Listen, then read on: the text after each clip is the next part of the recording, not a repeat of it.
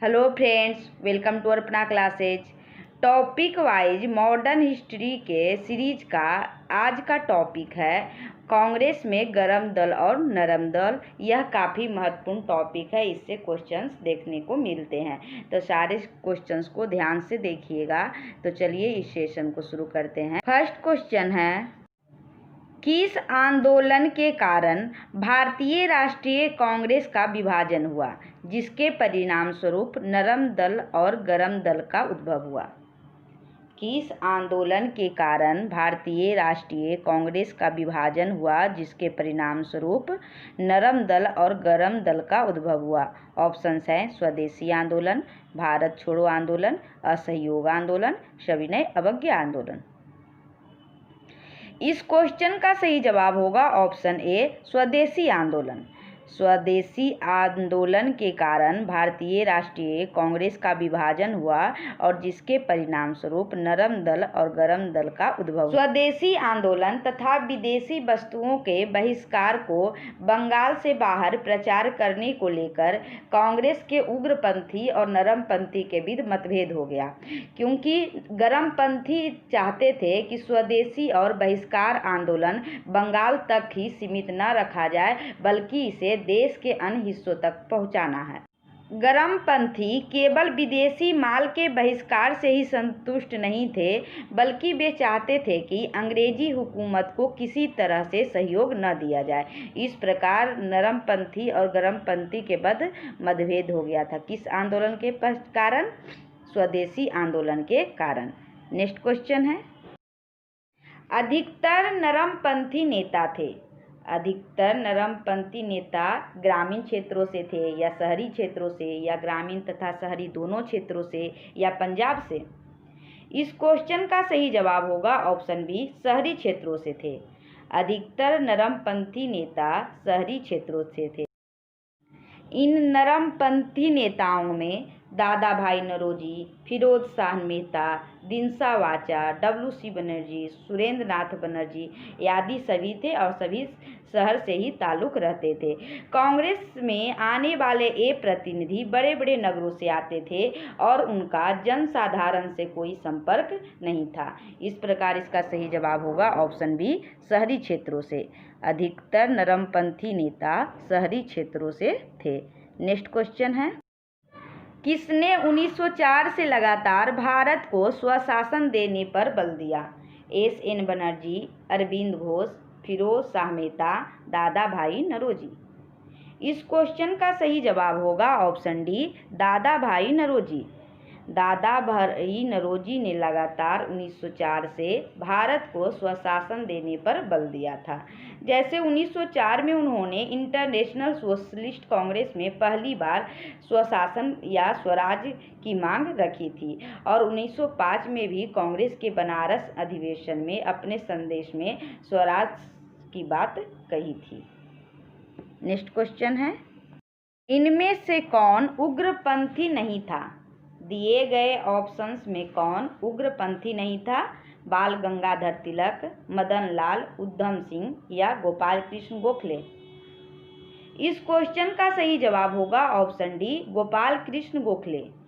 दिए गए ऑप्शंस में गोपाल कृष्ण गोखले उग्रपंथी नहीं थे। गोपाल कृष्ण गोखले उदारवादी थे। कैसे थे? गोपाल कृष्ण गोखले उदारवादी थे और महात्मा गांधी के राजनीतिक गुरु भी थे।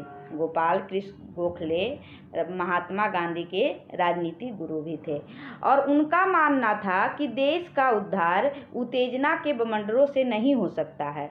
उनका मानना था कि देश का उद्धार उत्तेजना के बवंडरों से नहीं हो सकता है, और वे साधन और साध दोनों की पवित्रता में विश्वास करते थे। इस प्रकार वे उग्रपंथी से संबंधित नहीं थे, गोपाल कृष्ण गोखले। नेक्स्ट क्वेश्चन है, किसने भारतीय राष्ट्रीय कांग्रेस पर प्रार्थना, याचना तथा विरोध की राजनीति करने का आरोप लगाया था? दिए गए ऑप्शंस में किसने भारतीय राष्ट्रीय कांग्रेस पर प्रार्थना, याचना तथा विरोध की आरोप लगाया था? ऑप्शंस हैं लाला हरदयाल, बाल गंगाधर तिलक, सुभाष चंद्र बोस या सरदार भगत सिंह। इस क्वेश्चन का सही जवाब होगा ऑप्शन बी, बाल गंगाधर तिलक। बाल गंगाधर तिलक ने भारतीय राष्ट्रीय कांग्रेस पर प्रार्थना, याचना तथा विरोध की राजनीति करने का आरोप लगाया। 1906 के पश्चात भारतीय राजनीति में कांग्रेस के अंदर उग्रवादी दल के साथ साथ क्रांतिकारी दल का भी उदय हो गया था और इन उग्रवादी विचारधारा वाले नेता थे बाल गंगाधर तिलक, लाला लाजपत राय, बिपिन चंद्र पाल, लाल बाल पाल और अरविंद घोष। इन नेताओं ने स्वराज प्राप्ति को ही अपना लक्ष्य बनाया था और उन्हें उदारवादी नेताओं की तरह संवैधानिक दायरे के अंदर अपनी मांगें बनवाने में विश्वास नहीं था और इसी पर तिलक ने कहा था कि हमारा उद्देश्य आत्मनिर्भरता है, भिक्षावृत्ति नहीं। इस प्रकार कांग्रेस पर प्रार्थना, याचना तथा विरोध का आरोप लगाया था। किसने लगाया था? बाल गंगाधर तिलक ने। नेक्स्ट क्वेश्चन है, कांग्रेस की प्रार्थना और याचना की नीति अंततोगत्वा समाप्त हो गई। किसके नेतृत्व में? अरविंद घोष के नेतृत्व में, बाल गंगाधर तिलक के नेतृत्व में, लाला लाजपत राय के नेतृत्व में और महात्मा गांधी के नेतृत्व में। इस क्वेश्चन का सही जवाब होगा ऑप्शन बी, बाल गंगाधर तिलक के नेतृत्व में। कांग्रेस की प्रार्थना याचना की नीति अंततोगत्वा समाप्त हो गई थी बाल गंगाधर तिलक के नेतृत्व में। कांग्रेस नेतृत्व की आवेदन नीति की असफलता ने देश के अंदर और खुद कांग्रेस के अंदर असंतोष पैदा किया था। आवेदन की जो नीति थी इसके कारण कांग्रेस में भी और देश के अंदर एक असंतोष की भावना पैदा हो गई थी और फिर आया चरण किसका? आया उग्रवादी नेताओं का, जिसमें बाल गंगाधर तिलक, लाला लाजपत राय, बिपिन चंद्र पाल आदि प्रमुख था और इन युवा नेताओं ने उदारवादी नेताओं की राजनीतिक भिक्षावृत्ति पर कोई विश्वास नहीं जताया और इन्होंने स्वराज प्राप्ति को अपना मुख्य लक्ष्य बनाया और इसके अग्रदूत कौन थे? बाल गंगाधर तिलक। इस प्रकार बाल गंगाधर तिलक के नेतृत्व में प्रार्थना याचना कहीं न कहीं समाप्त हो गई थी। नेक्स्ट क्वेश्चन है, भारतीय राष्ट्रीय कांग्रेस को किसने भीख मांगने वाली संस्था कहा था? किसने कहा था? अरविंद घोष ने, लाला लाजपत राय ने या तिलक ने या इनमें से कोई नहीं? इस क्वेश्चन का सही जवाब होगा ऑप्शन सी, तिलक ने। तिलक एक उग्र विचारधारा वाले नेता थे और कांग्रेस के प्रति नकारात्मक टिप्पणियां करते रहते थे और उन्हीं के क्रम में बाल गंगाधर तिलक ने कहा था कि भारतीय राष्ट्रीय कांग्रेस एक भीख मांगने वाली संस्था है। नेक्स्ट क्वेश्चन है, भारतीय राष्ट्रीय आंदोलन गर्मपंथियों के प्रभावाधीन आया। कब आया था उनके प्रभाव में? गर्मपंथियों के 1906 के बाद या 1909 के बाद या 1914 के बाद या 1919 के बाद। इस क्वेश्चन का सही जवाब होगा ऑप्शन ए, 1906 के बाद। और प्रमुख गर्मपंथी नेता कौन कौन से थे? 4 नाम हमेशा याद रखना है, बाल गंगाधर तिलक, लाला लाजपत राय, बिपिन चंद्र पाल तथा अरविंद घोष। ये सभी गर्मपंथी नेता थे। नेक्स्ट क्वेश्चन है, कौन सा नेता कांग्रेस के गर्म दल से संबंधित था? अरविंद घोष, दादा भाई नौरोजी, जी.के. गोखले या एस.एन. बनर्जी? इस क्वेश्चन का सही जवाब होगा ऑप्शन ए, अरविंद घोष। दिए गए ऑप्शंस में अरविंद घोष गर्म दल से संबंधित थे। अरविंद घोष कांग्रेस के उग्रवादी विचारधारा वाले नेताओं में से एक थे और वे गर्म दल के 4 स्तंभ जो थे लाला लाजपत राय, बाल गंगाधर तिलक, बिपिन चंद्र पाल और अरविंद घोष इन्हीं में से एक थे और उनके अनुसार कांग्रेस क्षय रोग से मरने वाली है। उनके विचारधारा में था कि जो कांग्रेस है क्षय रोग से मरने वाली है। वर्ष 1908 में पुलिस द्वारा छापा मारकर जिन 34 लोगों को गिरफ्तार किया गया था उनमें से अरविंद घोष भी उनमें शामिल थे और इसके बाद उन्हें 1 साल की सज़ा सुनाई गई थी। अलीपुर षड्यंत्र मामले के अंतर्गत उन्हें 1 साल की सज़ा सुनाई गई थी, लेकिन बाद में साक्ष्य नहीं मिलने के कारण उन्हें छोड़ दिया गया था और इसके पश्चात पश्चात वे क्रांतिकारी क्रियाकलापों से अलग हो गए और पांडिचेरी चले गए और वहीं सन्यासी बन गए। नेक्स्ट क्वेश्चन है, शेर ए पंजाब के नाम से कौन मशहूर है? ऑप्शंस हैं राजगुरु, भगत सिंह, लाला लाजपत राय या उधम सिंह। इस क्वेश्चन का सही जवाब होगा ऑप्शन सी, लाला लाजपत राय। शेर ए पंजाब के नाम से लाला लाजपत राय प्रसिद्ध है और उन्हें पंजाब केसरी भी कहा जाता है। लाला लाजपत राय को शेर ए पंजाब या पंजाब केसरी भी कहा जाता है और वे पंजाब के प्रतिनिधि थे। लाला लाजपत राय शेर ए पंजाब के नाम से भी जाने जाते थे और वे भारतीय राष्ट्रीय कांग्रेस के गरम दल के नेता थे। नेक्स्ट क्वेश्चन है, निम्नलिखित में कौन भारतीय राष्ट्रीय कांग्रेस के उदारवादियों से जुड़ा नहीं था? दिए गए ऑप्शंस में कौन उदारवादियों से जुड़ा नहीं था? फिरोज शाह मेहता, दादा भाई नौरोजी, गोपाल कृष्ण गोखले या लाला लाजपत राय। इस क्वेश्चन का सही जवाब होगा ऑप्शन डी, लाला लाजपत राय उदारवादियों से जुड़ा नहीं था, वे उग्रवादियों से जुड़े थे। नेक्स्ट क्वेश्चन है, निम्न में से किस एक को लाला लाजपत राय ने अपना राजनीतिक गुरु माना था? दिए गए ऑप्शंस में किसे लाला लाजपत राय ने अपना राजनीतिक गुरु माना था? गैरीवाल्डी को या विवेकानंद को या दादा भाई नौरोजी को या फिर मैजनी को। इस क्वेश्चन का सही जवाब होगा ऑप्शन डी, मैजनी को। लाला लाजपत राय मैजनी को राजनीतिक गुरु माना था। और मैजनी कौन था? मैजनी इटली के क्रांतिकारी था और उन्हें इटली का राष्ट्रपिता भी कहते हैं। लाला लाजपत राय ने इटली के क्रांतिकारी या राष्ट्रपिता मैजनी के जीवन वृत्त को पढ़ा और उसके बाद उन्हें अपना राजनीतिक गुरु माना था और उन्होंने मैजनी की जो रचना है द ड्यूटीज ऑफ मैन, उसका उर्दू में अनुवाद भी किया था। किसने? लाला लाजपत राय ने मैजनी की रचना द ड्यूटीज ऑफ मैन का उर्दू में अनुवाद किया था। नेक्स्ट क्वेश्चन है, उन्होंने मैजनी, गैरीवाल्डी, शिवाजी तथा श्री कृष्ण की जीवनी लिखी तथा वे अमेरिका में कुछ समय के लिए रहे और वे केंद्रीय सभा के सदस्य भी निर्वाचित हुए। कौन थे वे? जिन्होंने मैजनी, गैरीवाल्डी, शिवाजी तथा श्री कृष्ण की जीवनी लिखी और वे अमेरिका में कुछ समय के लिए रहे तथा वे केंद्रीय सभा के सदस्य भी निर्वाचित हुए थे। यह IAS प्री 2018 का क्वेश्चन है। इस क्वेश्चन का सही जवाब होगा ऑप्शन सी, लाला लाजपत राय। पंजाब केसरी के नाम से प्रसिद्ध भारतीय स्वतंत्रता सेनानी लाला लाजपत राय कुछ समय के लिए अमेरिका में रहे थे और वे राजनीतिज्ञ के साथ साथ एक बहुत अच्छे लेखक थे। लाला लाजपत राय राजनीतिक के साथ साथ एक बहुत अच्छे लेखक थे और उन्होंने भगवान श्री कृष्ण, शिवाजी, स्वामी दयानंद सरस्वती, मैजनी, गैरीवाल्डी की संक्षिप्त जीवनियाँ भी लिखी थी। और उनकी प्रमुख रचना कौन है? अनहैप्पी इंडिया, जो कई एग्जाम में क्वेश्चन बनते हैं। अनहैप्पी इंडिया उनकी प्रमुख रचनाएं हैं। किनकी? लाला लाजपत राय की। नेक्स्ट क्वेश्चन है,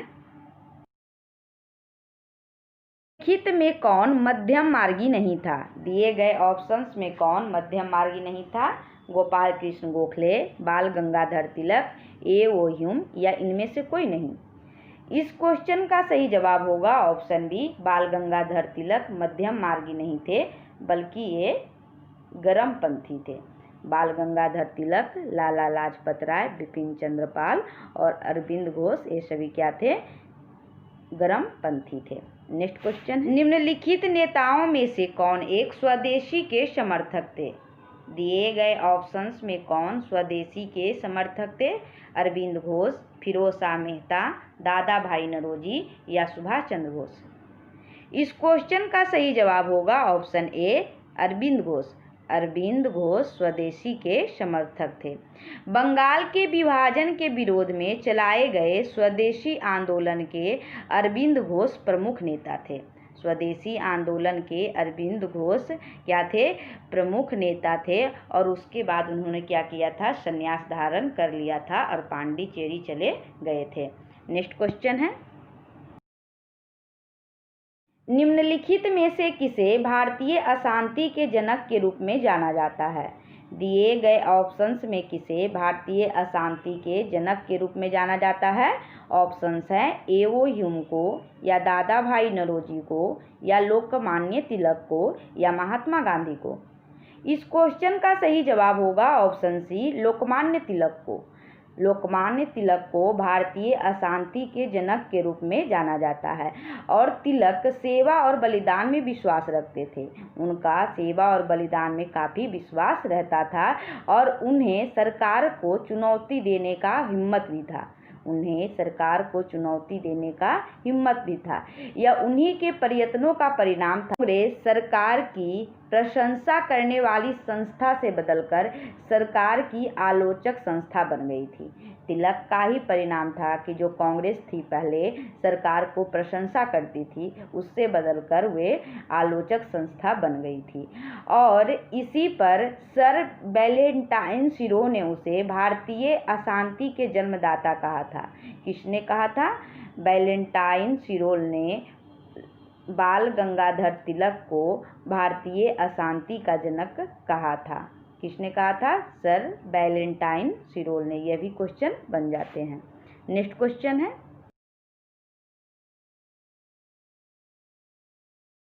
बाल गंगाधर तिलक को किसने अशांति का जनक कहा? दिए गए ऑप्शंस में बाल गंगाधर तिलक को किसने भारतीय अशांति का जनक कहा? Lord Curzon, Valentine सिरोल, Henry cotton, या इनमें से कोई नहीं। इस क्वेश्चन का सही जवाब होगा ऑप्शन बी, वैलेंटाइन सिरोल।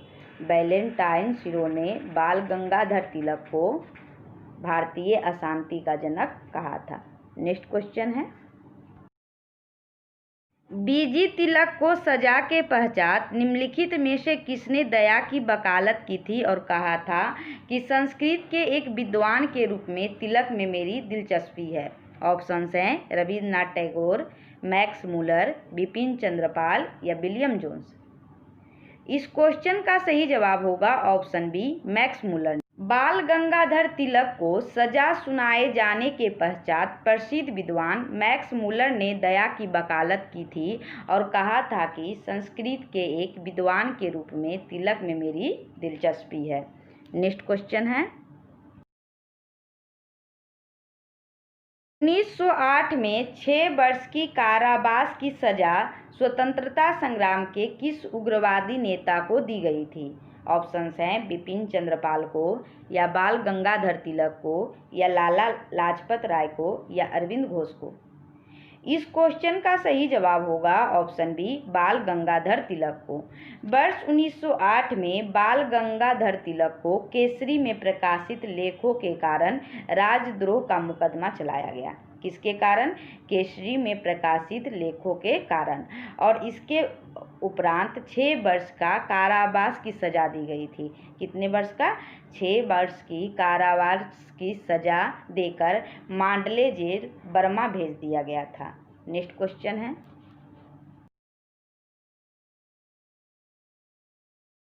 बाल गंगाधर तिलक लोकमान्य तिलक के नाम से जाना जाने लगे जब? कब जाना जाने लगे लोकमान्य तिलक? यह 64वीं बीपीएससी 2018 का क्वेश्चन है। जब वे लोकप्रिय शिक्षक बने, या उन्होंने एक लोकप्रिय अखबार शुरू किया, या सरकार ने उन्हें रेड मर्डर केस में अभियुक्त बनाया, या उन्होंने शिवाजी और गणपति उत्सव शुरू किया। इस क्वेश्चन का सही जवाब होगा ऑप्शन सी, सरकार ने उन्हें रेड मर्डर केस में अभियुक्त बनाया था। उसी टाइम उन्हें लोकमान्य तिलक के नाम से जाना जाने लगा।